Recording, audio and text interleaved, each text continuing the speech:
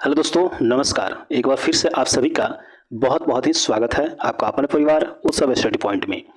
दोस्तों, आज की इस वीडियो में हम लोग देखेंगे जीएस के मोस्ट इंपॉर्टेंट 20 क्वेश्चन। सभी प्रश्न इसमें सेलेक्टेड और इम्पोर्टेंट है, तो वीडियो को आप लोग लास्ट तक जरूर देखिएगा। फ्रेंड्स, ये प्रैक्टिस सेट नंबर 5 है। अगर आपने इसका पिछला वीडियो नहीं देखा है तो डिस्क्रिप्शन में हमने उसका लिंक दे दिया है, आप लोग जाकर देख सकते हैं।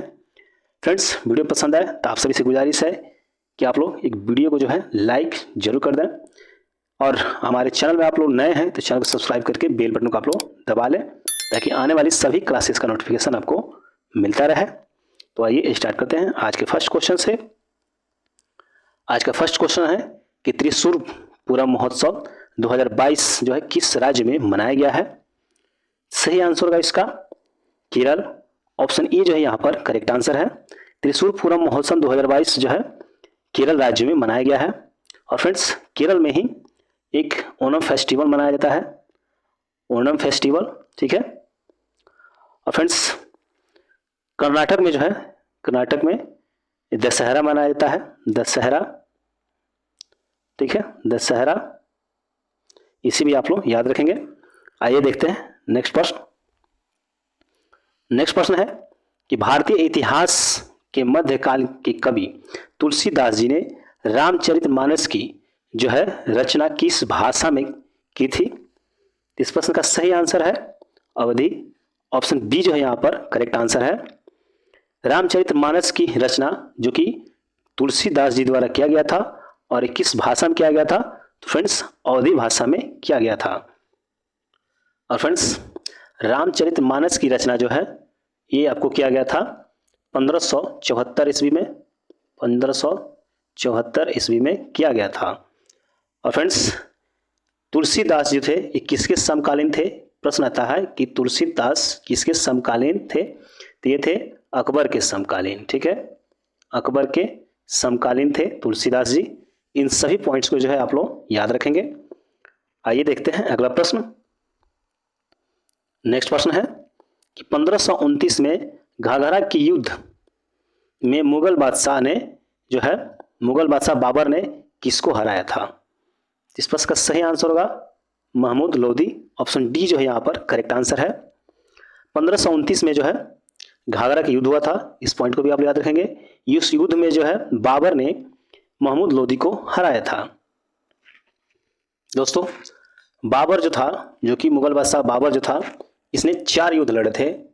वो कौन कौन से युद्ध थे हम लोग देखते हैं। एक युद्ध था 1526 का, और ये 1526 का युद्ध जो था पानीपत का युद्ध था, पानीपत का युद्ध, ठीक है, 1526 में लड़ा था। 1527 में जो है फ्रेंड्स, 1527 में उसने खानवा का युद्ध लड़ा था, खानवा का युद्ध। और 1528 में जो है उसने चंदेरी का युद्ध लड़ा था, चंदेरी का युद्ध, ठीक। और 1529 में जो है फ्रेंड्स ये घाघरा का युद्ध हुआ था। आप लोग इस सभी पॉइंट्स को आप लोग याद रखेंगे। आइए देखते हैं नेक्स्ट प्रश्न। नेक्स्ट प्रश्न है कि शेरशाह सूरी द्वारा जारी किया गया चांदी का सिक्का क्या कहलाता था। सही आंसर होगा इसका रुपया, जो कि ऑप्शन बी यहाँ पर करेक्ट आंसर है। शेरशाह सूरी जी द्वारा जो है एक चांदी का सिक्का जारी किया गया था, जिसे रुपया कहा जाता था। शेरशाह सूरी जी द्वारा जो है एक तांबे का सिक्का भी जारी किया गया था, तांबे का सिक्का भी। इस तांबे के सिक्के को जो है दाम के नाम से जाना जाता था, दाम के नाम से जाना जाता था, ठीक है। तो इस पॉइंट को भी आप लोग याद रखेंगे। नेक्स्ट प्रश्न है, बादशाह अकबर ने बुलंद दरवाजा किस वर्ष में बनवाया था। सही आंसर होगा इसका 1601। ऑप्शन डी जो है यहाँ पर करेक्ट आंसर होगा। और ये बादशाह अकबर जो है जिसने बुलंद दरवाजा बनाया था, ये जो है गुजरात विजय के उपलक्ष्य में बनवाया था, गुजरात विजय के उपलक्ष्य में इसने इस बुलंद दरवाजा को बनवाया था, ठीक है।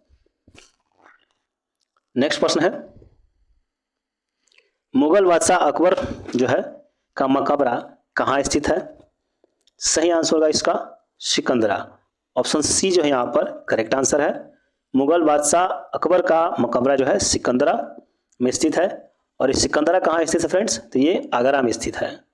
सिकंदरा जो है ये आगरा में स्थित है और यहीं पर जो है मुगल बादशाह अकबर का मकबरा है। और ये मकबरा जो है फ्रेंड्स 5 मंजिला है। इसका मकबरा जो है 5 मंजिला का बना था। इस पॉइंट को भी आप लोग याद रखेंगे। आइए नेक्स्ट प्रश्न देखते हैं। नेक्स्ट प्रश्न है कि फ्रांस यात्री फ्रांसवा बर्नियर किस वर्ष भारत आया था? सही आंसर होगा इसका 1656। ऑप्शन ई यहाँ पर करेक्ट आंसर है। फ्रांस यात्री फ्रांसवा बर्नियर जो है 1656 में भारत आया था।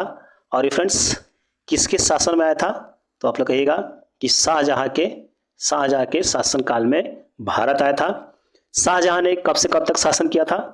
तो आप लोग कहिएगा 1627 से लेकर 1658 तक जो है शाहजहां ने शासन किया था। इसे भी आप लोग याद रखेंगे। नेक्स्ट प्रश्न है मजमे उल हरैन पुस्तक लिखने वाला मुगल शासक कौन था? इस प्रश्न का सही आंसर होगा दारा शिकोह। ऑप्शन सी जो है यहाँ पर करेक्ट आंसर है। दारा शिकोह द्वारा जो है मज उल हरैन पुस्तक लिखा गया था। फ्रेंड्स मज उल हरैन इसका अर्थ जो है इसका अर्थ है कि दो समुद्र, ठीक है, सॉरी, दो समुद्रों का जो है संगम, दो समुद्रों का संगम जो है इसका अर्थ है मज्म उल हरैन का। ठीक है फ्रेंड्स, बात आया है औरंगजेब की। फ्रेंड्स औरंगजेब को जो है जिंदा पीर के नाम से भी जाना जाता था, जिंदा पीर। ठीक, और बात करें हुमायूं की तो फ्रेंड्स हुमायूं जो है इसने 2 बार शासन किया था। एक बार किया था 1530 से लेकर 1540 तक, और इसने दूसरा बार जो बना था ये बना था आपको 1555 से लेकर 1556 तक, यानी कुछ ही दिन तक था, कुछ महीने तक ये शासन किया था, 1556 तक। ठीक है, इन सभी पॉइंट्स को आप लोग याद रखेंगे। आइए देखते हैं अगला प्रश्न। नेक्स्ट प्रश्न है कि कौन सा देश दुनिया का सबसे बड़ा लोकतंत्र है? सही आंसर होगा इसका भारत। ऑप्शन सी जो है यहां पर करेक्ट आंसर है। भारत जो है दुनिया का सबसे बड़ा लोकतंत्र है। फ्रेंड्स प्रश्न आता है कि सबसे बड़ा संविधान किस देश का है? ठीक है, सबसे बड़ा संविधान, ठीक है, किस देश का है? सबसे छोटा संविधान किस देश का है? सबसे छोटा संविधान किस देश का है? फ्रेंड्स सबसे बड़ा संविधान जो है हमारा भारत का है, भारत का। और सबसे छोटा संविधान जो है मोनाको का है। ठीक है, मोनाको का,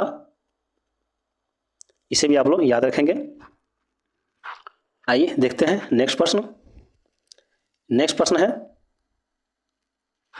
भारतीय संसद द्वारा भगोड़ा आर्थिक अपराधी अधिनियम कब पारित किया गया था? फ्रेंड्स इस प्रश्न का सही आंसर है सन 2018, जो कि ऑप्शन डी यहां पर करेक्ट आंसर है। भारतीय संसद द्वारा जो है भगोड़ा आर्थिक अपराधी अधिनियम जो है 2018 में पारित किया था। फ्रेंड्स कोई भी व्यक्ति जो कि 100 करोड़ रुपया, 100 करोड़, ठीक है, करोड़ रुपया लेकर अगर भारत से विदेश या कहीं भी भाग जाता है, ठीक है, तो उसे जो है इस अधिनियम के द्वारा उसका जितना भी यहाँ पर भारत में संपत्ति है उसे भारत सरकार द्वारा जब्त कर लिया जाता है। यह अधिनियम जो है सन 2018 में लागू किया गया था। आइए देखते हैं अगला प्रश्न।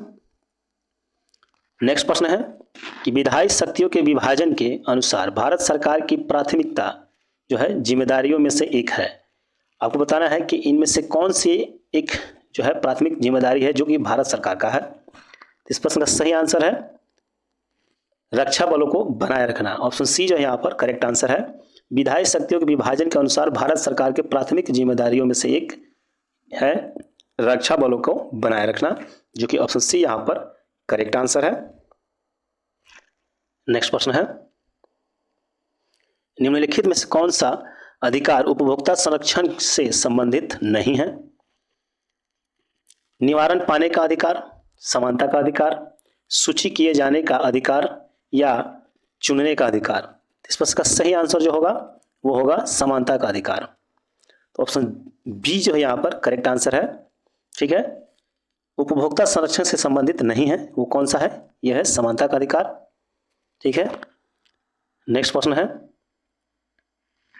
भारतीय संविधान में अवशिष्ट शक्तियों का विचार किस देश के संविधान से प्रेरित है? इस पर इसका सही आंसर जो होगा वो होगा कनाडा। ऑप्शन डी जो है यहाँ पर करेक्ट आंसर है। ठीक है, कनाडा। फ्रेंड्स, यूनाइटेड किंगडम से क्या क्या लिया गया है? तो कहिएगा कि एकल नागरिकता का प्रावधान जो है, एकल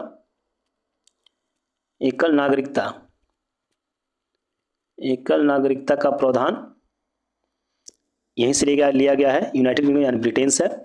ठीक है, विधि का शासन भी यहीं से लिया गया है, विधि का शासन। ठीक है, विधि का शासन।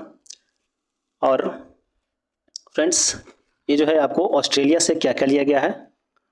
तो ऑस्ट्रेलिया से लिया गया है फ्रेंड्स, ये लिया गया है समवर्ती सूची। ठीक है, सॉरी, समवर्ती सूची, जो कि ऑस्ट्रेलिया से ही लिया गया है, समवर्ती सूची। ठीक है, और प्रस्तावना में जो है, प्रस्तावना की भाषा जो है ये भी ऑस्ट्रेलिया से लिया गया है, प्रस्तावना की भाषा